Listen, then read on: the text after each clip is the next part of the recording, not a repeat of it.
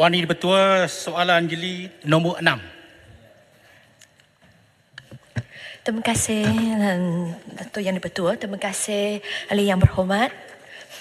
Puan Yang Dipertua, liputan 4G di kawasan berpenduduk di negeri Kelantan setakat suku ketiga tahun 2023 ialah 96.68%. Manakala kalah liputan 4G di Jeli ialah 86.17%.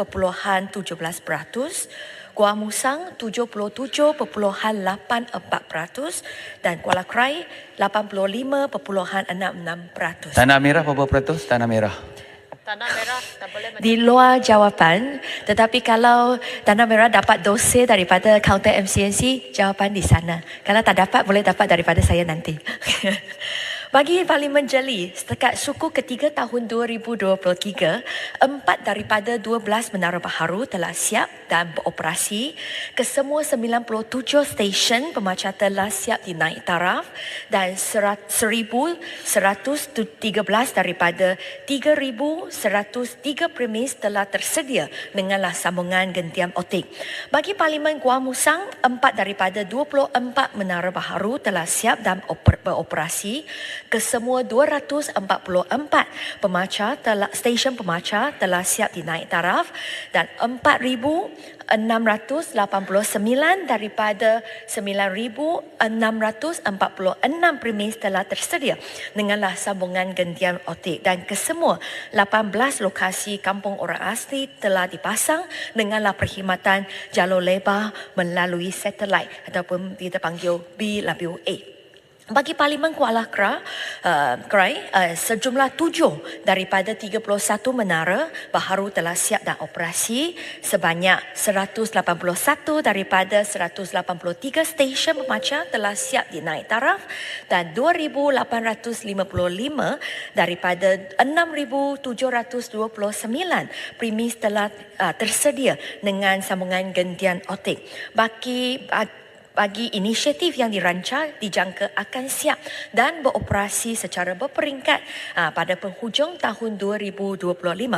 Puan Yang Dipertua, pelaksanaan rangkaian 5G oleh Digital Nasional Berhad DNB di seluruh negara sedang dijalankan secara berperingkat dan kebanyakannya tertumpu di kawasan-kawasan berkepadatan tinggi serta mempunyai aktiviti-aktiviti ekonomi yang berimpak tinggi.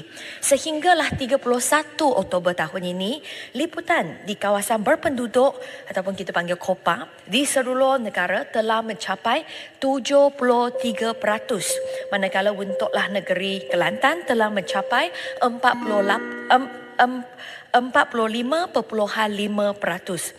Bagi pembinaan tapak 5G di negeri Kelantan, DNB menyasarkan sebanyak 199 tapak 5G akan disiapkan secara berperingkat sehingga Disember 2023. Setakat 31 Oktober tahun ini, sebanyak 132 tapak 5G telah siap dibangunkan, termasuk 5 di Jeli, 4 di Kuala Musang dan juga 2 di Kuala Krai. Kerajaan juga turut melaksanakan penyediaan infrastruktur jalur lebar menggunakan kaedah Point of Presence dengan izin POP, hak gentian optik. Sehinggalah 31 Oktober tahun ini, sebanyak 37 daripada 167 POP berjaya disiapkan di Kelantan dan melibatkan 4,048 premis telah tersedia denganlah sambungan gentian optik untuklah dilanggan oleh komuniti setempat. Dari jumlah tersebut, 4 daripada 19 POP telah siap dibina di Jeli, 5 daripada 36 POP telah siap dibina di Kuala Musang dan 4 daripada 35 telah siap dibina di Kuala Krai. Sekian jawapan saya. Terima kasih. Jeli. Terima kasih Yang Dipertua. Terima kasih kepada Timbalan Menteri yang telah menjawab soalan tadi.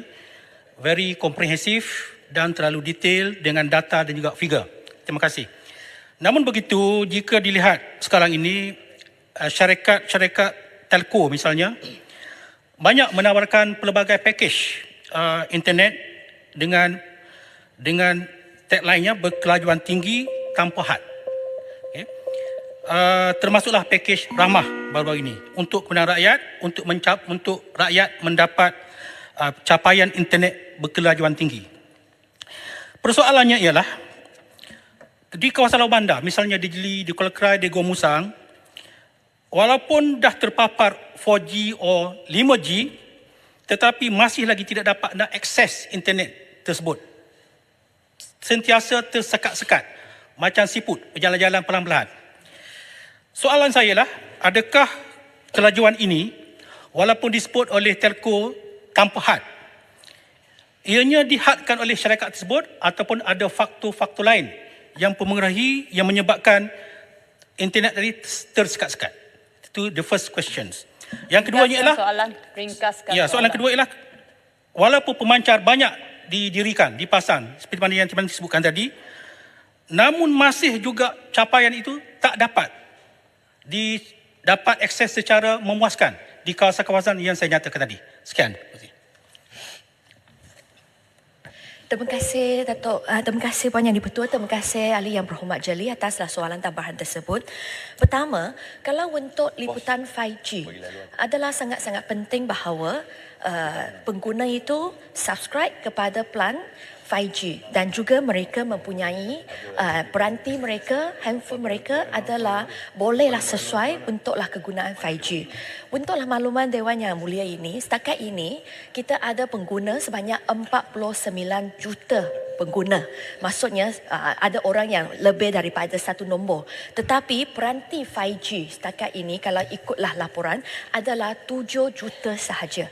Ya, itu sebablah bahawa kementerian telahlah bekerjasama denganlah syarikat telco dan jugalah menggalakkan mereka untuklah mempromosikan pakej ramah 5G di mana pengguna-pengguna juga boleh dapat beli peranti 5G dengan harga yang murah. Jadi itu adalah salah satu faktor pertama. Maksudnya untuk kawasan-kawasan sepertilah Parlimen sini memang sudah ada 5G. Tetapi kalau ada yang berhormat yang tidak subscribe kepada plan 5G ataupun peranti yang diguna pakai tidak tidak sesuai untuklah kegunaan 5G. Jadi memang mereka menghadapi mereka tak ada akses kepada 5G dan juga kelajuan yang dijanji oleh 5G. Tetapi selain daripada itu, saya juga akui bahawa memang kadang-kadang kita juga akan mendapati bahawa ada gangguan kelajuan internet. Jadi MACC akan selalu tersedia untuklah menerima laporan ataupun aduan daripada orang awam untuklah maklumat maklumat yang berhormat. Untuklah tahun ini, setakat ini kami telah buat audit sebanyak 12 lokasi untuklah kita jalankan tes kelajuan, ujian kelajuan di tempat tersebut. Dan di antaranya kalau kita mendapati bahawa kelajuan itu tidaklah ikut ataupun mendapati hak yang kelajuan yang telah ditetapkan oleh MCMC, jadi surat amaran akanlah dikeluarkan kepada syarikat telco. Jadi ini adalah antara usaha KKD dan juga MCMC untuk memantau perkhidmatan yang dirasai oleh semua pengguna-pengguna. Terima kasih Yang Berhormat Jeli. Tampin. Terima kasih Timbalan di-Pertua. Adakah kementerian memantau secara berterusan dilakukan oleh kementerian untuk memastikan mutu perkhidmatan internet sentiasa berada dalam keadaan baik, khususnya di kawasan yang kerap mengalami gangguan? Seterusnya, adakah pengguna perlu membayar upgrade daripada 4G kepada 5G yang perlu ditanggung oleh pengguna, walhal daripada 3G, 4G adalah secara percuma? Apakah langkah kerajaan untuk melindungi hak pengguna? Seterusnya, saya mengalu-alukan kedatangan Pertubuhan Perkumpulan Wanita Tampin, Women Institute Tampin. Selamat datang ke Parlimen. Tampin sentiasa disayangi wanita. Terima kasih Timbalan di-Pertua. Terima kasih Ahli Yang Berhormat. Welcome lah Women Institute daripada Tampin. Saya percaya bahawa bukan sahaja Ahli Parlimen Tampin disayangi oleh wanita, tetapi Ahli Yang Berhormat juga seorang pemimpin yang menyayangi golongan wanita. Itu juga sangat-sangat penting. Soalan pertama. Memang untuk memastikan bahawa pengguna-pengguna dapatlah apa yang dijanji olehlah syarikat telco.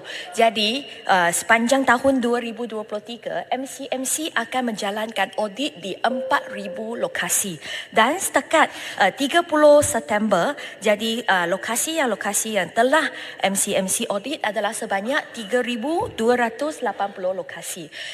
Untuk yang baki kami akan habiskan dalam bulan yang akan datang ini, tetapi seperti yang saya sebut tadi, kalau didapati bahawa kualiti perkhidmatan tidak memenuhi standard mandatory yang telah ditetapkan olehlah MCMC, jadi surat amaran ataupun notis bolehlah dihantar kepada syarikat telekomunikasi. Tentang charge yang dikenakan oleh syarikat telco, oleh sebahagian syarikat telco untuklah upgrade daripada 4G ke 5G, kerana sebagai contohnya ES dan juga U-Mobile, kalau tak silap saya mereka tak charge itu. Tetapi Celcom, Digi dan Maxis memang mereka ada charge, dan alasan yang dibagi oleh mereka adalah kerana mereka perlu beli akses 5G ini dari DNB. Jadi sekarang oleh sebab itu mereka cakap is a commercial decision, keputusan komersial untuklah mereka charge RM10 daripada pengguna-pengguna mereka. KKD khasnya YB Menteri telahlah beberapa kali menyatakan bahawa menyerulah syarikat telco untuk waive charge tambahan tersebut, tetapi oleh sebab dia masih adalah satu keputusan komersial, kami harap bahawa syarikat telco akanlah patuhi patuhi nasihat daripada KKD. Kalau tidak, kami akan fikir dan mungkinlah kami akan apa yang MACC boleh buat untuk pastikan bahawa mereka akanlah patuhi permintaan tersebut. Sekian jawapan saya. Terima kasih Yang Berhormat Tan Pin. Saya jemput Tuan Muhammad Syafizan Hazi Kepli Batan Tupa.